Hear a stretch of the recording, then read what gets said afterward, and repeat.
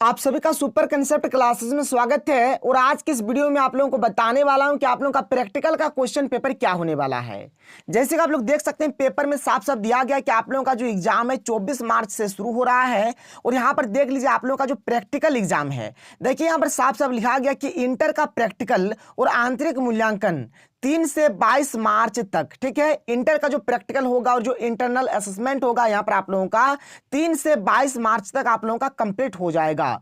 जबकि मैट्रिक का प्रैक्टिकल और आंतरिक मूल्यांकन 26 अप्रैल से 5 मई तक होगा। इसको सबसे पहले आप लोग देख लीजिए सर, यही हुआ आप लोगों का प्रैक्टिकल एग्जाम का डेट और इसी के बीच आप लोगों का एग्जाम हो जाएगा। आप लोग क्या करिएगा, आपके स्कूल के जो भी हेड सर है उनसे कांटेक्ट करिएगा कि आप लोगों के स्कूल में कब से मतलब प्रैक्टिकल एग्जाम हो रहा है और आपका प्रैक्टिकल एग्जाम कब होगा। देखिए कभी कभार क्या होता है कि रोल नंबर वाइज यहाँ पर प्रैक्टिकल एग्जाम हो जाता है।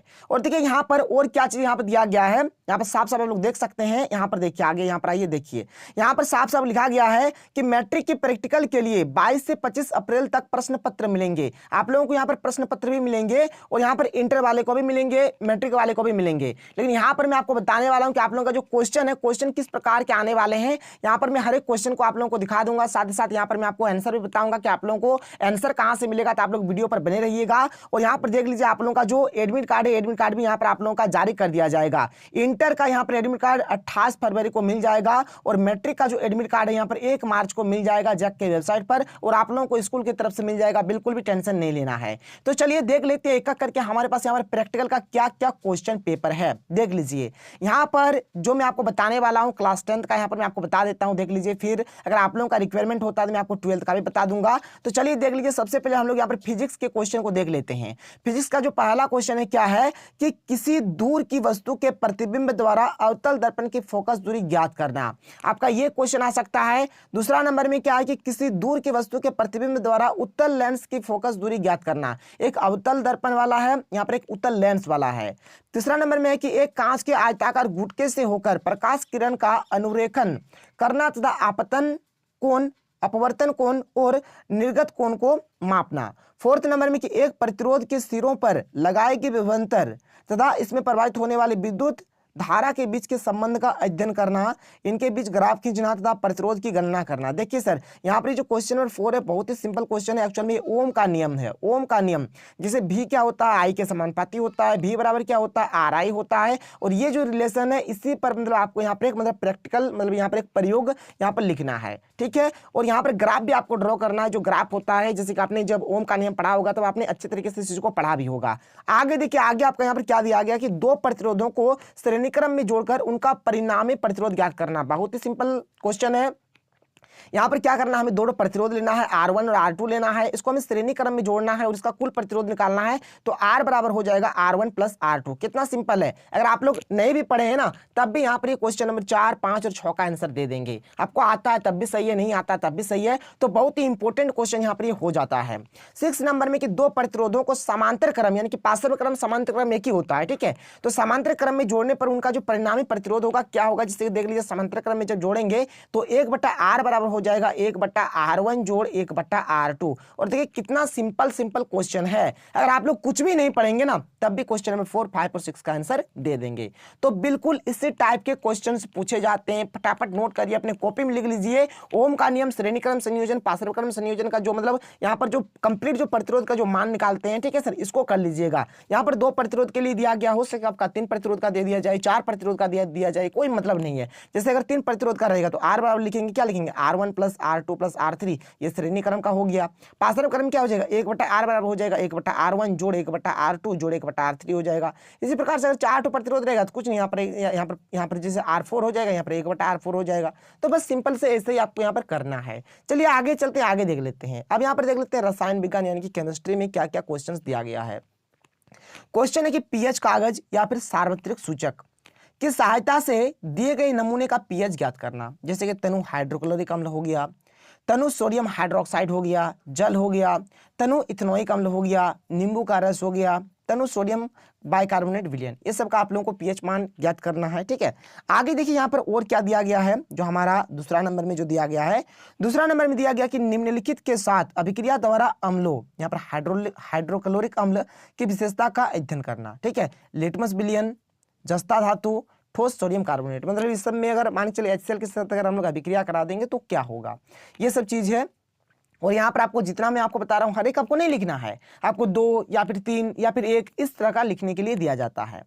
आगे देखिए क्वेश्चन नंबर 3 क्या है कि निम्नलिखित के साथ अभिक्रिया द्वारा क्षारीय पदार्थ सोडियम हाइड्रोक्साइड यहाँ पर लेंगे के विशेषता का अध्ययन करिए। अब यहाँ पर देखिए ऊपर वाला में हम लोग अम्ल के तौर पर HCl ले रहे थे और यहाँ पर सोडियम हाइड्रोक्साइड यानी कि NaOH ले रहे हैं। इन सब का हम लोग अभिक्रिया कराएंगे और देखेंगे यहाँ पर हमें क्या मिल रहा है क्या नहीं मिल रहा है।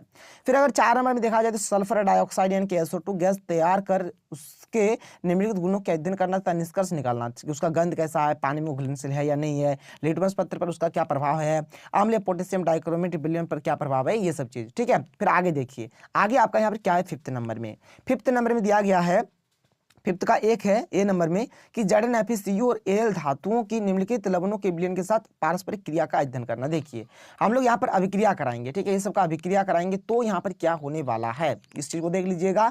और देखिए 6th नंबर में हमारे यहाँ पर B नंबर में भी दिया गया कि प्राप्त परिणामों के आधार पर इन धातुओं को बढ़ती हुई सक्रियता अनुसार क्रमबद्ध करना।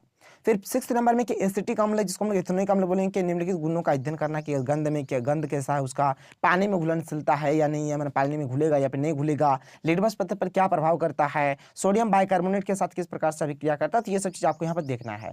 देखिए अगर बात किया जाए ये सब का आंसर आपको कहाँ पर मिलेगा, अगर आपने प्रैक्टिकल कॉपी खरीदा है, प्रैक्टिकल कॉपी किताब जो भी बोलिए, अगर आपने खरीदा है ना तो उसमें आपको हर एक चीज का आंसर मिल जाएगा, वहां से आप लोग थोड़ा बहुत पढ़ लीजिएगा, आपका काम बन जाएगा।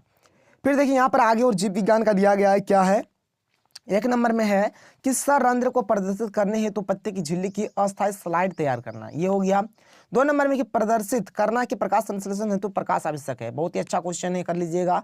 यह दर्शाना कि श्वसन क्रिया के समय कार्बन डाइऑक्साइड बाहर निकलती है, कितना अच्छा क्वेश्चन दिया गया देख लीजिए। ठीक है, ये सब आप लोग करके रखिएगा, 2-2 करके रख लीजिए। ठीक है, फिजिक्स का 2 कर लीजिए, केमिस्ट्री का 2 करिए, जीव विज्ञान का 2 कर लीजिए। ठीक है, फिर क्या है कि यहाँ पर है कि पहले से तैयार हुई स्लाइडों में ए नंबर में अमीबा में द्विखंडन किस प्रकार से होता है और बी नंबर में ईस्ट में मुकुलन का अध्ययन किस प्रकार से होता है, ये आपको करना है। 5th नंबर में मुनक्का यानी कि सूखे अंगूर द्वारा अवशोषित जल का प्रतिशत ज्ञात करना कि किस प्रकार से कितना जल का हमारा कमी हो रहा है, वृद्धि हो रहा है, जो भी होगा आप लोग देखिएगा, उसके अकॉर्डिंग यहाँ पर इस चीज को करिएगा। तो ये चीज हो गया। अब यहाँ से हमारा स्टार्ट हो जाता है गणित। तो गणित में देखिए आपको क्या क्या करना है, कंप्लीट आंसर आपको प्रैक्टिकल कॉपी से मिल जाएगा, वहां से आप लोग देख लीजिएगा, वहीं से आप लोग सारा काम करिएगा। 1 नंबर में कि आलेख विधि द्वारा 2 चर वाले रैखिक समीकरण के युग्मों के लिए संगत होने के शर्त ज्ञात करना। देखिए संगत का जो कंसेप्ट होता है, अगर आपने 3 पॉइंट पढ़ा होगा तो आपको पता है। और वहां पर देखिए यहाँ पर आलेख विधि यानी कि ग्राफ विधि से आपको करना है, ग्राफ विधि से आपको करना है। ठीक है, तो ग्राफ विधि से आप लोग करिएगा। 2 नंबर में क्या कि यदि 2 त्रिभुज के संगत कोण समान हो या सत्यापित करना कि उनके संगत भुजाएं समानुपातिक होती है तथा त्रिभुज समरूप होती है। देखिए समरूप त्रिभुज का आ गया 6 पॉइंट में आपने मतलब टर्म 1 में पढ़ा होगा। ठीक है, फिर आपका यहाँ पर देखिए थेल्स प्रमेय दिया गया है। देखिए 3 नंबर में दिया गया थेल्स प्रमेय का सत्यापन करना, जो प्रमेय 6.1 होता है उसी को हम लोग थेल्स प्रमेय बोलते हैं। ठीक है, 6.1 को आप लोग किस प्रकार से प्रूव करेंगे, ये चीज आपका यहाँ पर है। और यहाँ पर देखिए 4th नंबर में कि पेपर काटकर तथा चिपका कर सत्यापित करना कि किसी त्रिभुज की किन्हीं 2 भुजाओं को समान अनुपात में बांटने वाले रेखा तीसरी भुजा के समांतर होती है, ये चीज आपको कर लेना है। ठीक है, फिर देखिए आप क्या करिए यहाँ पर जो 5th number 6th number 7th वाला है इसका आप स्क्रीनशॉट ले लीजिए। ठीक है, 5th नंबर का स्क्रीनशॉट ले लीजिए, 6th नंबर का स्क्रीनशॉट ले लीजिए, 7th का भी ले लीजिए। ठीक है, यहाँ पर 7th नंबर में क्या बोल के अपने स्कूल के कक्षा 10 के विद्यार्थी द्वारा गणित के एक पेपर में 100 में से प्राप्त किए गए अंकों की बारंबारता सारणी बनाइए तथा उपयुक्त विधि द्वारा अंकों का माध्य माध्यक तथा बहुलक ज्ञात कीजिए। आप ये वाला निकाल दीजिएगा जो आपने पढ़ा है ना कि माध्य बराबर क्या होता है, सभी परीक्षणों का योग बटे कुल परीक्षण, इससे आप निकाल सकते हैं। बहुलक आप निकाल सकते हैं कि जो सबसे अधिक बार जो आया है वही होगा बहुलक। माध्यक आप निकाल सकते हैं यहाँ पर सम और सम करके आप लोग निकालेंगे। ठीक है, सम का अलग फॉर्मूला होता है, विषम का अलग फॉर्मूला होता है। 8 नंबर में क्या कि पूर्ण वर्ग बनाने की विधि से किसी द्विघात समीकरण का हल ज्ञात करना। देखिए जो द्विघात समीकरण होता है उसको हम लोग द्विघातीय सूत्र से निकालते हैं, लेकिन पूर्ण वर्ग विधि से आपको बनाना है, ये चीज यहाँ पर बोला जा रहा है। पेपर काटकर तथा चिपका सत्यापित कीजिए कि दी गई श्रेणी एक समांतर श्रेणी है या फिर श्रेणी जो भी बोलेंगे। फिर आपको यहाँ पर प्रूफ करना है कि जो गिनती का जो योगफल होता है यानी n+1/2 होता है, ये सब चीज आप लोग देख लीजिएगा। 11 नंबर में यहाँ पर देखिए जो त्रिभुज का क्षेत्रफल होता है 1/2 गुने आधार गुने शीर्ष लंब, ये चीज हमें प्रूव करना है। एक हमें त्रिभुज का जो क्षेत्रफल होता है 7.3 में ये वाला जो होता है देख लीजिए, 1/2 x1 y2 - y3 plus x2 y3 - y1 plus x3 y1 - y2। इसको आपको यहाँ पर सत्यापित करना है कि किस प्रकार से क्या होगा। तो देखिए यहाँ पर 13 नंबर में क्या दिया गया कि किलोमीटर बनाना तथा एक वस्तु की ऊंचाई ज्ञात करने में इसका प्रयोग करना। देखिए सर यहाँ पर अगर आप लोग देखेंगे ना तो यहाँ पर ये सब मत करिए, यहाँ पर एक दो आप लोग कर लीजिएगा, देख लीजिए बहुत सारा है, बहुत सारा आप लोग कुछ भी यहाँ पर कर सकते हैं। तो एक काम करिए, वीडियो का लेंथ तो बहुत ही बड़ा हो चुका है, अब आप लोग इसका फटाफट स्क्रीनशॉट ले लीजिए। चलिए मैं आपको बता देता हूँ। चलिए आप लोग फटाफट स्क्रीनशॉट ले लीजिए इसका, ये सब आप लोगों का पूछा जाने वाला है। पहले आप लोग 13 नंबर से लेकर 20 नंबर तक का स्क्रीनशॉट लेकर रख लीजिए अपने पास।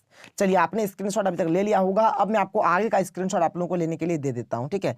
चलिए अब आप लोग ले लीजिए 21 नंबर से 25 नंबर का स्क्रीनशॉट, 21 नंबर से लेकर 25 नंबर तक का स्क्रीनशॉट लेकर रख लीजिए। आप लोग पढ़ लीजिएगा, ठीक है। सब क्वेश्चन आने वाले हैं, हर एक क्वेश्चन नहीं आएगा, यहाँ से 2 या 3 क्वेश्चन ही पूछा जाएगा और इसका आंसर आपको प्रैक्टिकल कॉपी मिल जाएगा। परियोजना वर्क जो है ये आप करिए ना करिए कोई प्रॉब्लम नहीं है, प्रोजेक्ट वर्क आप कर भी सकते हैं, नहीं भी करने से भी चलेगा।